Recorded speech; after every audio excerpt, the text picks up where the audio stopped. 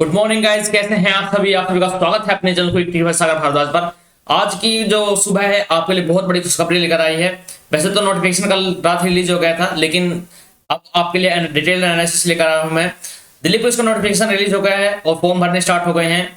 जल्द ही फॉर्म क्या है एग्जाम भी होगा और अपनी तैयारी को और अच्छे से आप बिल्कुल जोश मन के साथ में लगे रहिएगा।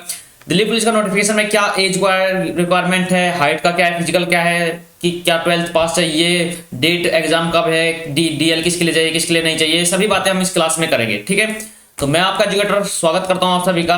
अगर आप चैनल पर नए हैं तो चैनल को सब्सक्राइब कर लीजिएगा और बेल आइकन को प्रेस कर लीजिए। अब चलिए बात करते हैं आपके लिए क्या है। नोटिफिकेशन आ चुका है और इस जो एग्जाम को कंडक्ट करा है वो एसएससी ही कंडक्ट करा रही है। ठीक है, तो इसका मतलब आप ये समझिएगा कि लेवल अच्छा आएगा एग्जाम का, जैसा पिछला 2020 में हुआ था ऐसा ही अच्छा लेवल देखने को मिलेगा। तो date for submission online exam 1 तारीख से स्टार्ट हो गए हैं और 30 तारीख तक भरे जाएंगे। ठीक है, 30 तारीख तक ये लास्ट डेट होगी।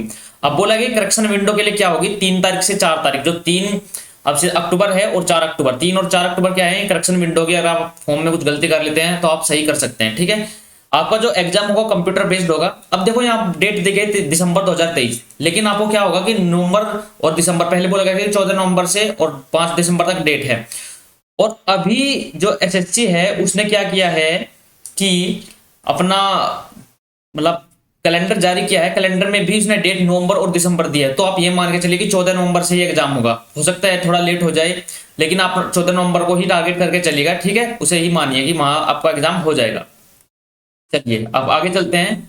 आगे क्या है कि कंप्यूटर बेस्ड एग्जाम होगा। ठीक है, फिजिकल होगा, फिजिक्स और मेजरमेंट होगी। ठीक है, ये सब क्या होगी। मिनिमम आपको क्या होता है जब एग्जाम हो जाता है उससे बाद में 2 या 3 महीने का टाइम मिलता है फिजिकल के लिए। तो आप सभी को फिजिकल की भी तैयारी साथ साथ करके चलनी है। ऐसा नहीं करना कि पहले आपने मैं बिल्कुल इसकी तैयारी की है, रिटन की, और फिजिकल की बाद में कर रहे हैं, तो आप फिजिकल को भी टाइम दे दीजिएगा थोड़ा थोड़ा। चलिए आगे देखते हैं। आगे क्या है, ये आपके लिए क्या दी गई है कि वैकेंसी कितनी है, किसके लिए कितनी है, ये वैकेंसी दी गई है। ठीक है, कांस्टेबल के एक्स मेल हैं जो उनके लिए कितनी है, और ईडब्ल्यू के लिए कितने हैं, और मेल के लिए कितने। ठीक है, तो ये नॉर्मल आपके लिए वैकेंसी दे दी गई है। अब आगे चलते हैं, आगे बात करते हैं। अब आगे दे दिया गया है, देखो क्या है कि एज लिमिट का क्राइटेरिया दिया गया है कितना है। ठीक है, अब यहाँ पर दे दिया गया है कि एज लिमिट कितनी होगी। एससी एसटी के लिए एज रिलैक्सेशन 5 साल का दिया गया है, ओबीसी के लिए 3 साल का दिया गया है, जो स्पोर्ट्समैन है उनके लिए 5 साल का दे दिया गया है। ठीक है, ये क्या है आपका एज का है, एज का क्राइटेरिया दे दिया गया है। अब आगे चलते हैं, आगे बात करते हैं ये चीज आपके काम कितनी नहीं है और उसमें क्या है। अब आप देखिएगा जब आप अपना एग्जाम क्या करेंगे, अपना ऑनलाइन जो एप्लीकेशन फॉर्म है उसे फिलअप करेंगे तो उसमें क्या क्या चाहिएगा। डेट ऑफ बर्थ आपकी फिल होनी चाहिए, मेट्रिकुलेशन और secondary exam certificate will be accepted by communication commission for determining the exam and no subsequent request for change will be considered और ग्रांटेड। ठीक है, तो आपको क्या करना है, बड़े ही ध्यान से अपना क्या करना है, फॉर्म फिलअप करना है। क्योंकि आपको क्या होगा, आप फॉर्म फिलअप करने के बाद में क्या करेंगे, एग्जाम भी दे देंगे, लेकिन आप जब आपकी ज्वाइनिंग होगी तो आपको बहुत प्रॉब्लम हो सकती है अगर फॉर्म में आपने क्या करके गड़बड़ कर रखी है कुछ। तो आगे चलते हैं, प्रोसेस अब क्या होगा देखिए। आपको ईडब्ल्यूएस है जो वो बनवा लेना है अभी पहले का ही। ठीक है, क्योंकि एसएससी क्या करती है, अगर दिल्ली पुलिस एग्जाम कराती तो आप ईडब्ल्यूएस को साथ के साथ भी दे सकते थे, लेकिन एसएससी का क्या होता है कि फॉर्म फिलअप होने से पहले पहले का एग्जाम होना, ईडब्ल्यूएस होना चाहिए। ठीक है, तो अपना ईडब्ल्यूएस बनवा लीजिएगा अगर किसी को ईडब्ल्यूएस पे फॉर्म भरना है तो। चलिए आगे चलते हैं, आगे बात करते हैं।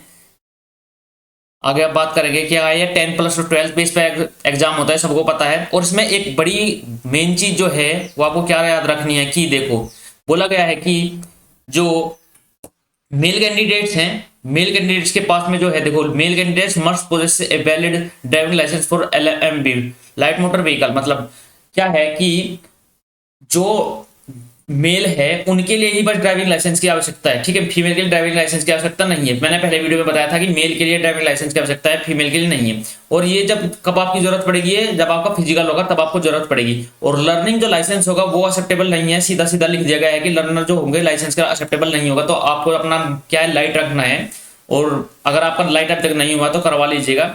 और आपको क्या है कि ये टाइम मिल जाएगा, अगर अब से आप अपना बनवाए तो हो सकता है आपको लर्नर नाम का क्या मतलब जो लाइट मोटर व्हीकल है वो मिल जाए आपको लाइसेंस। तो कैसे करना है, ऐसे ही करना है आपको, जल्दी से जल्दी अपना लाइसेंस बनवा लेना है अगर किसी ने नहीं बनवाया है।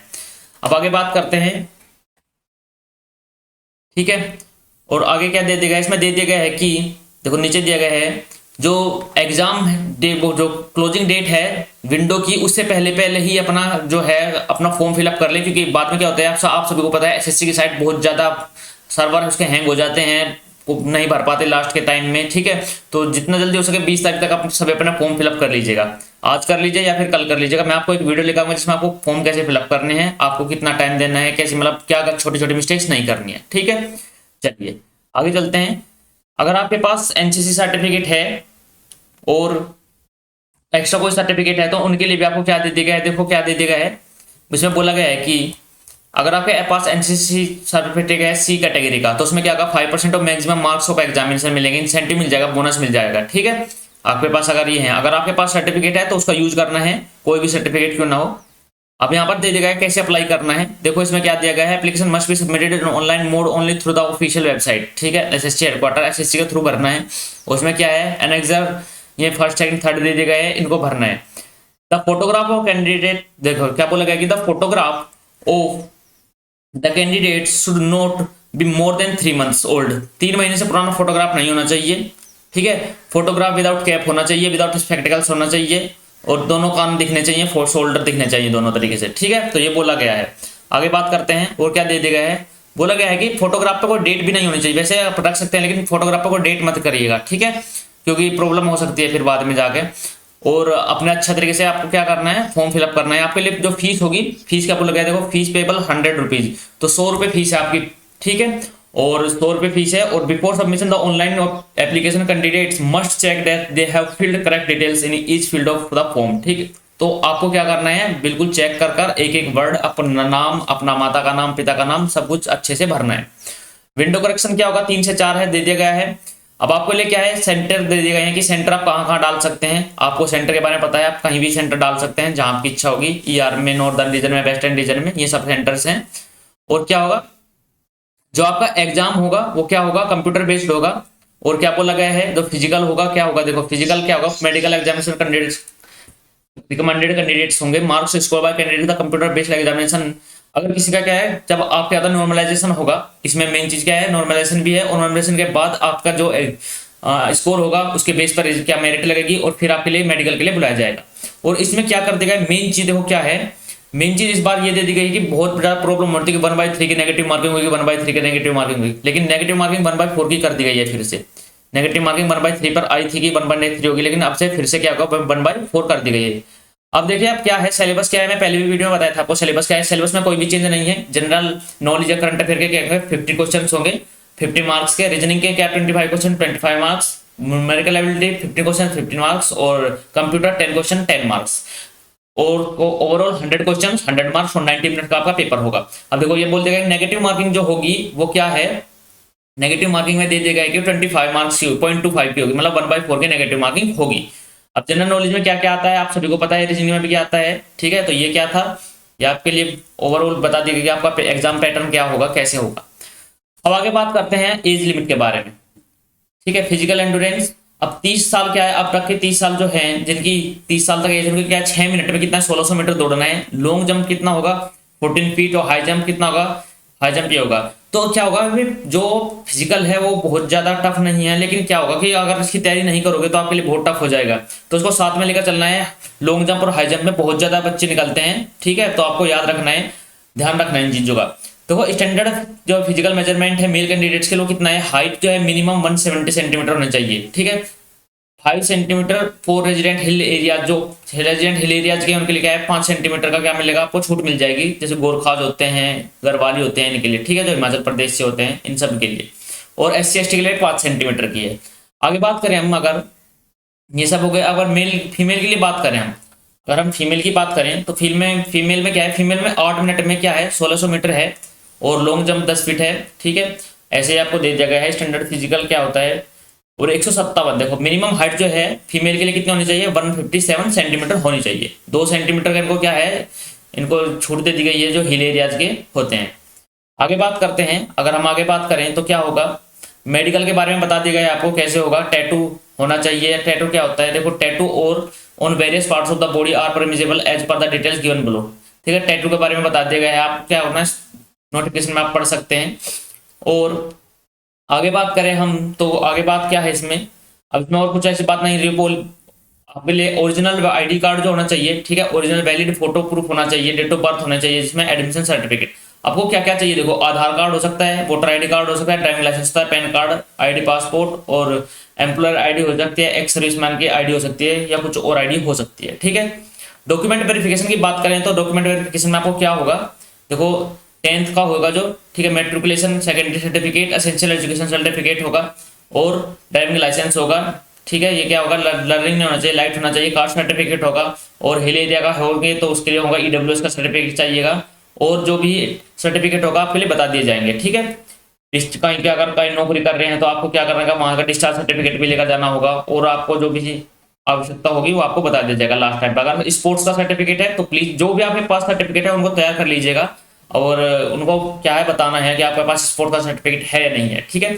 मोड ऑफ सिलेक्शन क्या होगा, पहले आप कंप्यूटर बेस्ड एग्जाम होगा। देखो मोड ऑफ सिलेक्शन क्या है, मोड ऑफ सिलेक्शन है कि government process will consist of computer based examination, और फिर फिजिकल होगा, उसके बाद मेडिकल, और फिर फाइनल सिलेक्शन होगा, ठीक है। जो कंप्यूटर बेस्ड एग्जाम होगा वो हिंदी इंग्लिश दोनों में होगा, और उसके बाद पीटी होगा, ठीक है। तो आपको ध्यान रखना है आपका अपना, आपको अपनी तैयारी को अच्छे से अभी से लेकर चलना है, और अपना एग्जाम 14 नवंबर से ही मानकर चलिएगा, ठीक है। तो आगे बात करते हैं, आगे और कोई इसमें ऐसी चीज है, ऐसी कोई चीज नहीं है अभी तक।